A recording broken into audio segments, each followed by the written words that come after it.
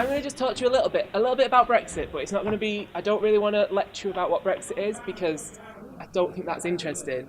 What I want to tell you about is the reality of what it's created for people your age right now, what it really means, and also how you've got an opportunity to try and shape exactly what Brexit's going to look like. I think it's really important that we start to think about it's going to happen, what do we want it to look like? And that's something everyone's got to have a part in, regardless of age, regardless of location in the country, or everything. So, just maybe. Does everyone want to come and maybe just take their seats now? Sorry.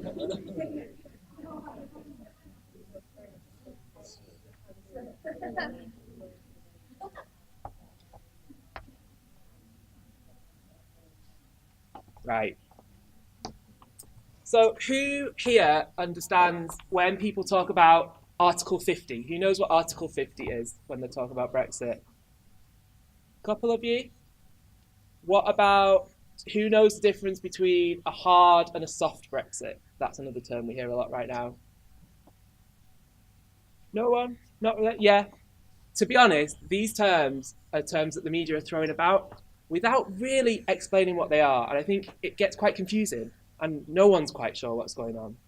Basically, Article 50 is what we have to tell the EU, the point where we have to tell the EU that we want to leave. That's the term. In March, supposedly, according to Theresa May, she's going to go to the EU and say, we're formally leaving. That is all Article 50 is. That then sets the process in place for negotiations. It doesn't change anything. Nothing's changed with Article 50. So it's not something really to be too worried about. The same with a hard and a soft Brexit. I think that's been in the news quite a lot. Again, that's just about people wanting to create a news story right now. We don't really know what Brexit's going to look like, as you'll see throughout this next sort of 10, 20 minutes. Hard Brexit is the more extreme version. Soft Brexit is the less extreme version. Realistically, Brexit could fall in between either of those. So again, it's nothing to be worried about right now, and it's not really where the debate should be focusing on. It's really about what opportunities are still out there, how can you make the most of them, and therefore what is the impact going to be as well. Realistically, it's looking like probably it's going to be 2019 when we start to formally see the impact of leaving the EU. What that will look like, it could be various different things. We're going to discuss some of those options in the next few minutes.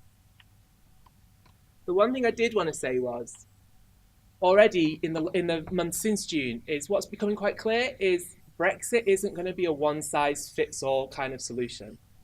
The media focuses a lot at the minute on London. Understandably, most of them live there, and a lot on banking. They're going to be affected very differently from how North Wales is going to be affected. Or where I'm from in Yorkshire, how that's going to be affected is going to be completely different again. Each region is going to be impacted very differently.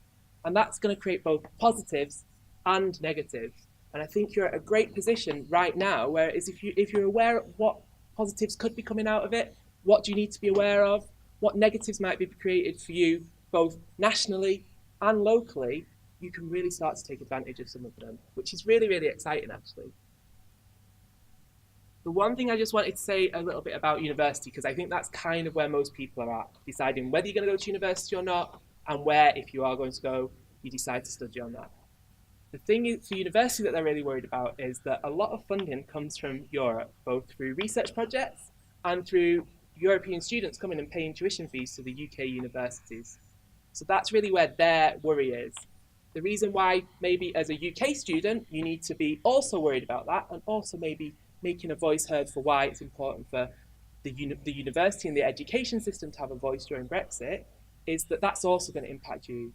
The money that the universities get from Europe, from students coming from Europe, it makes the quality of the courses better at UK universities. It means they can offer more courses. It means they can get the best staff to teach those courses. So even if you go to study at a UK university, Brexit is going to have an impact. So therefore, it's important for you to really make your voice heard as well. And that's kind of something I want to really look into a little bit later on. But as I said, actually nothing has changed. And that's a really important message. And nothing will change until the day we formally leave the EU. That could be 2019 if we triggered Article 50 in the next few months. It could be 2020, it could be later. The formal negotiations will last 2 years. Realistically, the whole issue about leaving the EU is not going to be resolved in 2 years. It's going to take longer. But until we formally leave, all your rights, or everything that you have right now, you've still got. So what does that mean for you? Well, it means that you can still study abroad. So we've heard loads already about the Erasmus scheme. The Erasmus scheme is a European initiative where basically you can go and study for a year in another European country. It's all part of the European idea of getting everyone to know each other, to break down those barriers we've got culturally, and to really become proper European citizens. You're going to hear from someone who's been on an Erasmus exchange in a few minutes. But what's great about that is you can still study in the UK and get the international experience during your degree. And as we already heard from Tim's question earlier, you also get a little bit of money to help you. So you currently get between €200 and €300 a month to support you make the most of those experiences. So I did an Erasmus year. I went to study in Berlin. I had an amazing time. Most of my money went on partying, if I'm honest, not on accommodation or food. But it was great, and it's really influenced the last 10 years of my life. I went on to a PhD in German cinema, which I would never have thought of doing before I went to Berlin. I went and lived back in Berlin. I've now got friends in Berlin, and I regularly go back. It's completely changed the direction of my life. Before I went on my year abroad, I'd never thought I would do a PhD. Never thought I'd be up here talking to you about European opportunities. But I discovered a whole new world out there by doing that. And it was only through the support of the Erasmus scheme that I was able to do that. The other thing, though, to say is that currently you can go and study in any other European country for your full degree. So you don't have to just look at English courses or UK courses, when you're thinking about what to do post-18. The great thing about that, as this map shows, is that it's so much cheaper. So this is currently the cost of university around Europe. You can see that the UK is red. When I did this map, I actually kind of had to fudge the scale to fit the UK on. It's so much more expensive than the rest of Europe. So most countries around Europe, it costs around £2,500 or less a year in tuition fees at the minute to study in Europe. All those green ones are completely free, even for you as UK citizens, to go and study for your full degree there. What's great about this is that you're getting the international study abroad experience for more than just a year. You're also able to go visa-free, and you're able to work while you study. So you can still work a part-time job to earn some money to pay for your accommodation and your living costs. Also, a lot of these countries really want you. They really want more international students. Things like international rankings are becoming more and more important, and them having international students at their university doing degrees is really important to them. So they're starting to offer more and more courses taught in English. So we've heard how great language skills are. I'm a linguist by background. I will promote languages all day long. But sometimes studying in another language just isn't what you want to do. To be honest, when I was in Berlin, I took all but one courses in English because it just was what I wanted to do. The language side of things wasn't what I was there for. And that's a really important option to have. It means that you're not going to be disadvantaged academically if you don't feel like you get fluent enough in another language. The downside to these, and there is a downside, you don't qualify for your student loan. So it does mean that you have to find some way of supporting yourself. That might be through parental support if you're lucky enough to have that. It might be through working as a part-time job alongside studying. It might be through saving up before you go. But that is just the downside that you do have to be aware of when starting to plan these sorts of things. These were just some examples. So we've started doing some research into what sort of degrees are out there. And I wanted to I chose these ones purely to show you that it's not just linguists that are going abroad. It's not just modern language degrees. You can go and study biomedicine at the Karolinska Institute in Sweden. That's one of the top medical science institutes in the world. It's ranked 28th in the world. You can go and study philosophy in Leuven in Belgium. Massive student city. You pay about €800, €900 a year for tuition fees. Or you can go and study something like international business at Maastricht. And the Dutch universities have been really good in the last few years about promoting their opportunities. I'm sure you've seen a lot of their material. And they are. There's some really, really great universities in Holland, and they're one of the best at offering courses in English. So if it's something that you're thinking about, Holland's a really good place to be looking at. The thing with undergraduate level, so with your bachelor's degrees, is there are fewer options. So it might be that you'll find the course that you want taught in English, but it won't be in the city that you necessarily want to be in. So if it is something you're thinking about, it's something where you've got to do a little bit of research and you've got to be a little bit flexible about it. The great thing is there's more on master's courses, so if it's something you're thinking about doing more long term, there's a lot more options when you sort of have got your first degree.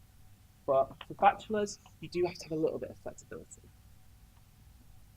But currently also, you can work across Europe without needing a visa.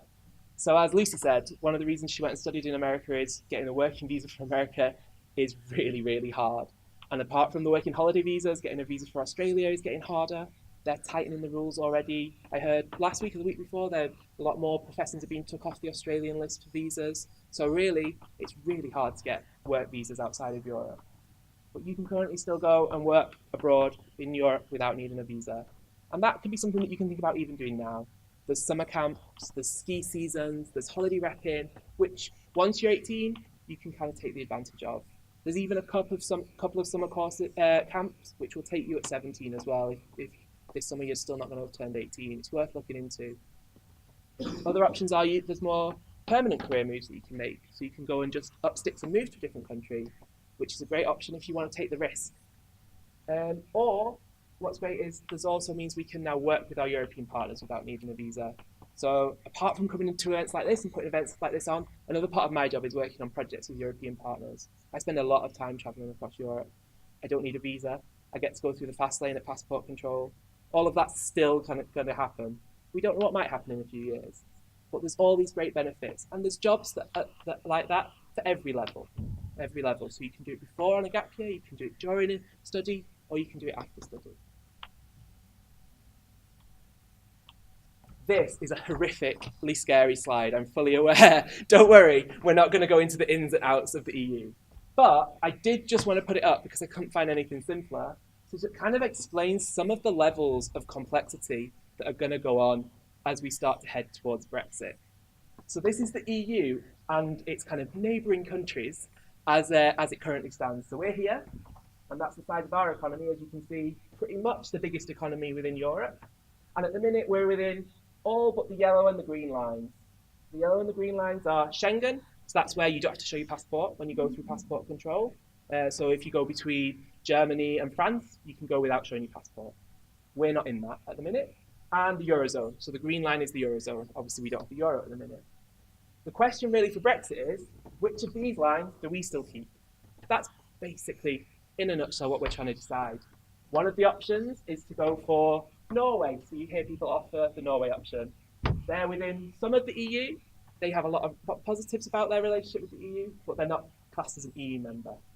Another option is to stay in the customs union and become a bit like Turkey, but they need visas to come and work in the UK, come and visit the UK. They have a lot less freedom of movement and a freedom to work. Another option is to completely come out of all of these lines. So it shows the complexity that's really going to be worked through over the next few years and how it's going to impact all of our different rights. But I wanted to show this map because this kind of shows how it might not be quite as scary as everyone thinks. There's no denying that there's going to be a lot of negatives coming from, a lot of changes coming from Brexit. But it might not necessarily be all bad. This is potentially what studying abroad could look like with the worst case scenario, where suddenly you lose your rights to be able to study as an EU citizen in all the other countries. So you're classed as an international student. That means you have to pay more fees, a higher amount of fees than you would do currently. But actually, the UK is still pretty much the most expensive country. I have to caveat this map with, this is for arts degrees. If you're a science student, I'm afraid the news is slightly worse. And a lot of science degrees, the international fees are a lot higher. But for arts courses, it doesn't look too bad. You can still study for free in a few countries, and you can still study for under about £4,000 a year in a lot of countries. But obviously you might not be able to work. That's the kind of caveat on this one. We don't yet quite know whether you'd be able to have a part-time job. You certainly wouldn't have any support financially. So there is pros and cons with that, but it might not be all bad. Sorry, the other thing to say actually about that before I go on to the next slide is this is the worst case scenario. So if we go for something like a Norwegian option, I think Boris Johnson, in particular during the debates, quite favoured a Norwegian option. That basically means we become a member of something called the EEA rather than the EU. It's kind of an organisation that was developed for countries that wanted to be EU members, but their citizens wouldn't vote to join. So it was kind of like a demi-EU or a kind of halfway house for EU members. So it means we would still be classed as the same for study abroad. So EU students, they can go and study all over Europe and pay the lower fees. Sorry, Norwegian students can still go and study all over Europe and pay the lower fees. They can still work in all European countries without the need for a visa. That's part of that EEA option. And that's kind of the best case scenario. And Brexit could really fall anywhere in between those two things. The caveat, therefore, with this is most of you are going to have started university, if not all of you, will have at least made your decision on what you're doing post-18 by the time we leave the EU. So you can at least have a year, if not 2 years of a degree, where you have these rights. What you then need to be aware of is you can contingency plan. So it's not that you can't apply to European universities, it's not that Europe's not an option, but you just need to be aware and kind of conscious that there might be some changes. And that it might be that you have 2 years where nothing changes, and then there might just be a third year of uncertainty. It's a risk, but as Lucy was saying earlier, sometimes risks are worth taking if it's the right option for you. I also just wanted to mention working abroad. This very much depends on what we end up insisting on to happen to EU workers here. So you've heard all of the things about the Polish workers here and what we're going to do with them, or the Romanian workers here and what we're going to do with them. Basically, whatever rights we take away from those people, they'll be applied to us when we go to Europe. So if we give them complete free movement rights like they've got now, we'll still keep those when we go to Europe. If we take all of the rights that they've got away, we'll lose all our rights to go to Europe. We don't yet quite know how that's going to happen, but it doesn't necessarily mean that working in Europe isn't an option. The great positive of this is that Brexit's actually creating some real skills gaps within the UK. And if you're someone who's got international experience, and I mean that by gap year experience, travelling experience, speaking a language, study abroad, anything that way, you're really going to be best placed to take advantage of these skills gaps.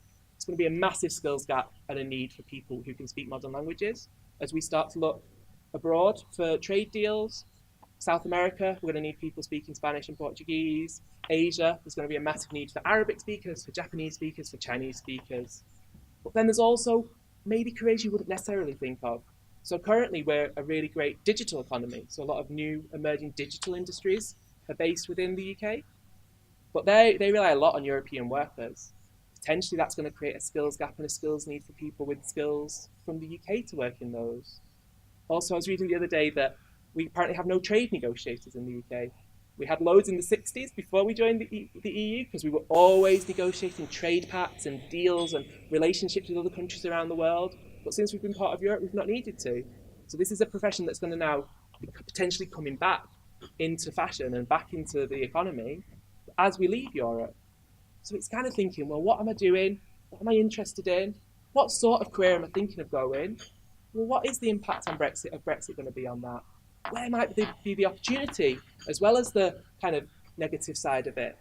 It's really taking advantage of that and just keeping your eye out as it kind of evolves and changes, because you've got the most opportunities and you've got the most options open to you right now, and you could really, really properly take advantage of some of those.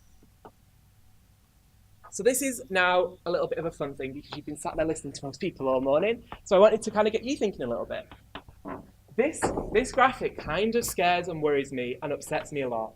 As someone who's obviously very pro-Europe, I think the fact that those under 24 voted in the biggest number to stay and they're going to have to live with the impact for the longest time is really sad. What's important is that currently, those that are deciding our future are 45, 50 plus. We look at Boris Johnson, Theresa May, David Davis.